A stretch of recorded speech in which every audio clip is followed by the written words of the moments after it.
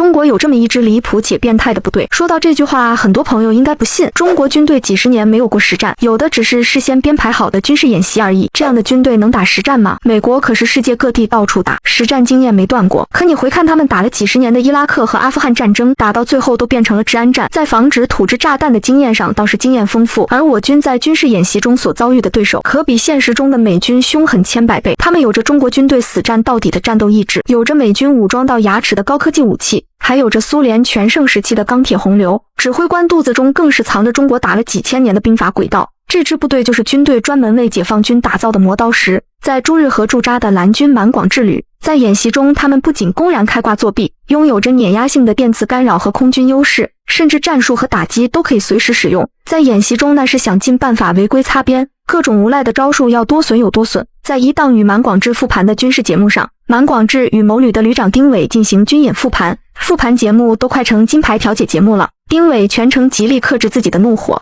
想刀一个人的眼神藏都藏不住。在一次的红蓝军演对抗上，某红军奔袭400公里，信心满满的打算活捉满广智。他们在沿途一个革命老区短暂休息时，满广智没见着，倒是迎来了一群老乡送温暖。老乡抱着鸡鸭鹅前来慰问。正当红军感动之时，结果军演组发来了通知，这些老乡都是满广智安排人假扮的，还在军民鱼水情呢，自己指挥部都被连根拔了。为了效果逼真，满广智还特地精挑细选了一些女装大佬。红军兄弟不仅要承受战败的痛苦，还要承受那终身难忘的视觉冲击，这还只是开胃小菜而已。按照设定，他们还拥有着世界最先进的武器装备。红军的坦克挨上1炮就会被判定阵亡，而蓝军的坦克需要挨上2炮才行。更过分的是，在一次军演上，红军坦克照例1炮就挂，而满广智的一辆坦克挨了10枚红旗石防空导弹，依旧生龙活虎。气得红军负责人告到导演部说满广智作弊，满广智则说自己这款是59式终极魔改的神级坦克，性能参数是陆地上最先进的，真是把人肺都气炸了。别着急，更过分的还在后面。某军区红军在火车站进行誓师大会，踏平朱日和，活捉满广智的口号刚喊完，就被导演组告知他们已经减员30%，理由是遭受到了核攻击，人还没到就被通知淘汰，丝毫不讲一点武德。一个军演还未正式开始，你就亮出了大杀器。虽然大部分红军都被当菜一样虐，也有硬骨头的红军。其中一次军演，红军指挥官好不容易消耗完蓝军的空中力量，仅存的坦克准备发起总攻一举夺下阵地。按照设定攻击的地形只有2条路可以走，正当红军以为胜券在握时，我们的满旅长又召唤出了无数轰炸机，不仅将这2条路炸得稀碎，还担心红军坦克没有死透，将轰炸设定到了2个小时。红军毫无悬念的全军覆没。红军指挥官说自己死不瞑目，满旅长则说战场上总有意外，我们的空军力量正好比你们的情报多一点，也是非常合理的。没把闪电风暴用上已是非常克制了，这样的无赖战术简直不胜枚举。还有一次军演，东部战区的某旅担任红军，满广智早就听说这次的对手实力比较强，于是偷偷买了100多个定位器，在军演还没开始的时候安排人偷偷装到了红军的火炮和导弹车下面。军演一开始，蓝军犹如开了透视一般，没多大一会儿就把红军的重火力武器全灭了，这放谁身上谁能受得了？满广智不出意外又被投诉作弊，这次导演部没有护犊子，让满广智道歉。从他那嬉皮笑脸的态度上可以看出，他全无悔过之意。在节目上，他仍然坚称实战中什么情况都能发生，这只是众多意外的其中一种。满广智的骚操作不止于此，由于满广智常年深耕朱日和，对这里的地形了如指掌，在一次的演习中，他在红军的必经之路上挖了一条长3公里、宽2米的壕沟，自己的履带车可以轻松通过，可这次红军所带来的战车都是轮胎车，压根无法通行。要说你挖就挖了，可是距离军演开始还有1天呢。当红军投诉到导演部后，满广智笑嘻嘻的填上了，可在演习开始前的4个小时，他又派人把壕沟挖开了，结果军演一开始，红军的战车都成靶子，满广智又被投诉耍无赖。这次满广智更加理直气壮，来这里就是实战，你们以为是小孩子过家家，还要我为你们铺上红毯热烈欢迎你们吗？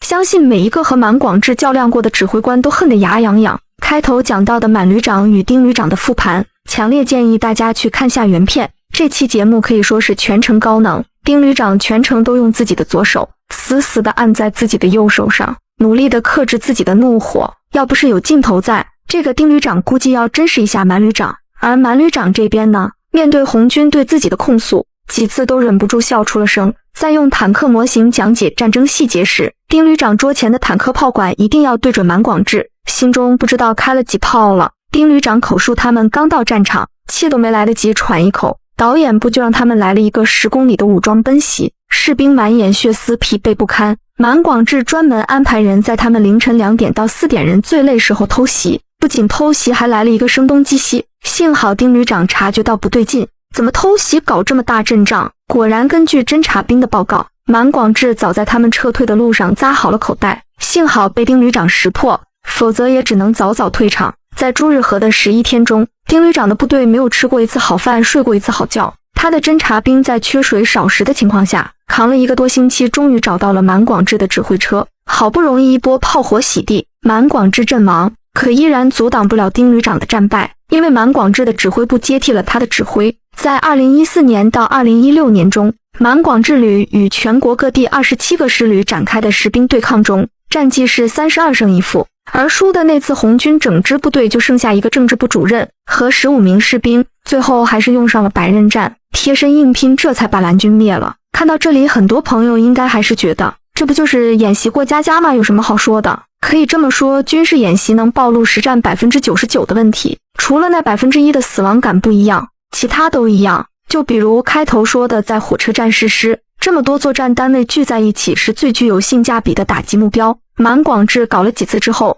现在部队开赴场地都是悄悄进展。最有意思的还得数炊事班。在演习中，红军精心躲藏在隐蔽的山林之中，突然遭受了炮火铺天盖地的打击，军演部直接判定所有人团灭。事后经过复盘，敌军告诉他们，你们的阵地确实很隐蔽，卫星和飞机都看不清楚，但是热感应侦察器才发现山林中有可疑热源，肯定是部队的藏身之地。结果发现是餐车在做好饭后，热量没及时散出，导致目标暴露。部队尔后对餐车进行了改进。像这样在演习中的问题数不胜数。再说参加演习的士兵，演习虽然没有死亡，可是有胜负。别说是军人了，就是普通人，一旦涉及到胜负，就会全力以赴。那一次红军的惨胜是以什么代价换来的？红军阵营伤亡超过了70%，首长接连阵亡，旅长阵亡，团长顶，团长阵亡，营长上，编制都被打散了，依然组成了小单位的尖兵，一线部队全员上刺刀，连炊事班都上了。由于太贴近实战，双方士兵经常会出现打急眼的情况。在一场演习上打到最后，蓝军还有坦克，有个战士抱着一捆手榴弹，一下钻进了蓝军的坦克车底，吓得军演部赶紧叫停演习。当战士被拉出来的时候，带着哭腔地问，我这算不算击毁了敌人的坦克？导演部的人问他为什么这么虎，他拿出了背包，里面全是从牺牲的战友身上摘下来的手榴弹和爆破装备。从这名士兵身上可以看到，中国军人的血性从未遗失。满广志虽然各种不讲武德，军演还没到场地，只要被他侦察到，直接核弹洗地，不仅电子战能力拉满，地图视野全开。你以为是军演部故意做给人看，塑造敌人强大的假象，可如今美国的军事力量，满广志旅拥有的，他们哪项做不到？虐人不是目的，目的是在各种演习中发现各部队的短板。奔袭能力弱，先让你来个负重奔袭；进攻能力弱，那就全天不间断的袭扰。如果你平时拿防毒演习不当回事儿，那我还偏偏用伪装过后的毒气弹。演习完后，你以为大家复盘一下就没事了？要知道战败之后给军区丢人，这些指挥官回去会被骂得多惨，有些甚至还会调离岗位。不少人的命运因为演习而改写。从军事演习的力度就可以看出，中国始终是以蓝星最高战力作为假想敌备战的。平时训练多流血，战时才能少伤亡。中国军队从60、70年代的积极防御，到90年代的韬光养晦，到现如今的要建设为世界一流军队，经过反复捶打和历练后的中国军队，迸发出的实战力量是不可想象的。如今我相信中国军队足以抵御一切来犯之敌。众所周知，动物们近亲繁殖可以培养出名贵品种，那么人类近亲繁殖就可以培养出日本天皇。得益于血统纯正，小日子的皇室普遍颜值高，身材魁梧，一表人才。天皇的血脉极为高贵，是不能混进凡人血统的。万一哪个皇室贵族与凡人通婚，他就会被开除皇籍，贬为普通小八嘎。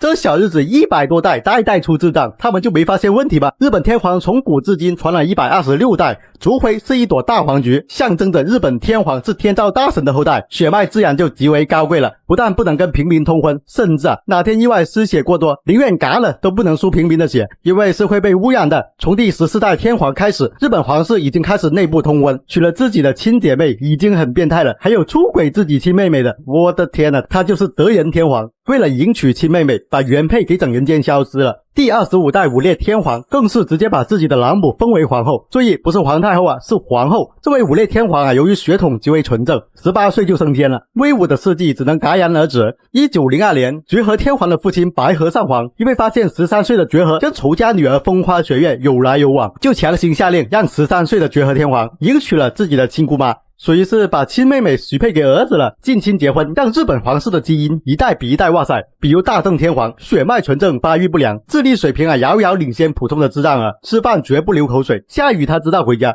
大正的爷爷孝明天皇是个狠人，生了6个儿子，其中5个没能熬过3岁大寿，只有1个成功活了下来，他就是大名鼎鼎的明治天皇。明治天皇青出于蓝胜于蓝，除了天生腿瘸，各方面功能正常，娶了7个妾室，都是天照大神的后代。这天照大神是真保佑生了15个娃，挂了11个，也许他们会觉得这叫天妒英才吧。后来继承皇位的就是这位了，一看就非常聪明的大正天皇。大正天皇活了47岁，不过他很早就知道自己的治国天赋不太行，害怕小日子人民承受不住，早早就退位，让给了儿子裕仁。裕仁的问题不大，除了手指不灵活，天生近视，脊椎侧弯，天生身材矮小，基本上不流口水，大小便正常这还叫问题不大？你就不懂了吧？他的智力遥遥领先于他的兄弟姐妹们未来可期因此裕仁天皇被整个家族寄予厚望，不但要学习极为深奥的加减乘除1、2、3、4，还要放到军营里面学习侵略的奥义，因此裕仁也变得相当残暴。日本侵华就是裕仁这王八蛋主谋的。裕仁退位之后，日本也早就战败了，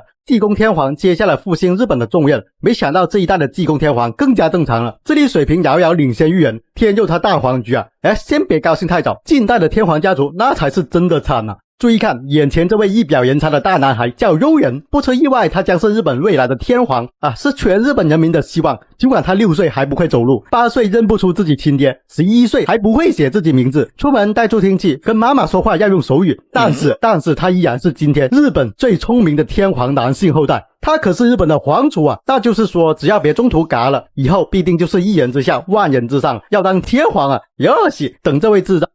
位发育障碍症的悠仁亲皇当上天皇的那天，我这高低也得整2瓶雪花庆祝一下。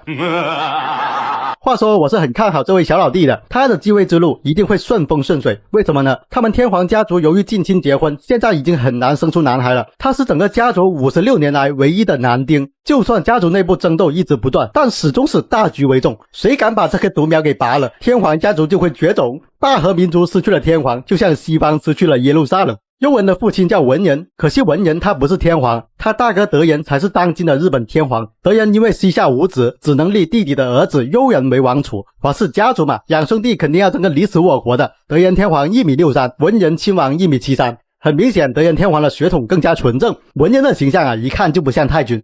反而更像他们给自己制定了宪法，规定天皇只能由男性继承，目的就是控制血统的纯度。悠仁没出生之前，整个家族愁得不行，大郎德仁只有1个女儿，二郎文仁就更烦人了，2个女儿。问题是当年德仁的媳妇雅子已经快60岁了，根本不可能再生娃。文仁的媳妇纪子妃也差不多40岁了，40岁似乎还有希望。这么通过各种努力，被整个民族寄予厚望的悠仁就诞生了。他的出生让另一个人这辈子彻底废了，他的堂姐爱子，德仁天皇唯一的女儿嫡长公主。公主她娘再怎么貌美如花，也遭不住皇族血统的基因强大。这长公主长得是十分寒碜，一听说她未来要当女天皇，日本网友们就坐不住了，在评论区无情的喷她。可怜的长公主不知道是气出病了还是真去减肥，1年之内竟然暴瘦将近40斤，直接从煤气罐变成了竹竿，风吹都能倒的那种。可是无论她多努力，这天皇还得是她堂弟悠仁的。悠仁的父亲闻言是真的狗，自从生了个儿子，腰不酸了，腿也不软了，说起话来比谁都大声，竟然敢叫嚣让哥哥退位，完全不在乎儿子是不是智障，在全日本民众面前大搞忽悠，说悠仁这孩子3岁就会花艺，6岁能搞小发明，未来可期，大和民族复兴指日可待。可是随着悠仁慢慢长大，日本群众就发现不对呀，这看起来不太聪明的样子。首先在悠仁1岁的时候，大家就发现这个年纪小孩早就应该学会走路了吧，但是悠仁还要扶着墙踉踉跄跄的迈着小步伐。上幼儿园的时候，悠仁被记者拍下了他跟母亲使用手语交流，后来还被证实这是默启通手语。在悠仁5岁的时候，被一名记者发现他有语言障碍，小学运动会被人拍下他反应迟钝，还有人发现悠仁从小到大一直留着锅盖头，而且头发很长很难看，跟皇室内其他人的发型格格不入。细心的日本网友竟然发现了悠仁耳朵里藏着助听器。在他5年级的时候，读卖新闻曝光了悠仁把自己的名字写错。还有，现在悠仁亲王在上的学校是专门教育智力障碍人士的，只要有男孩，就算流口水歪脑袋都不可能让女孩继承皇位。所以大家请放心，悠仁他必须是天皇。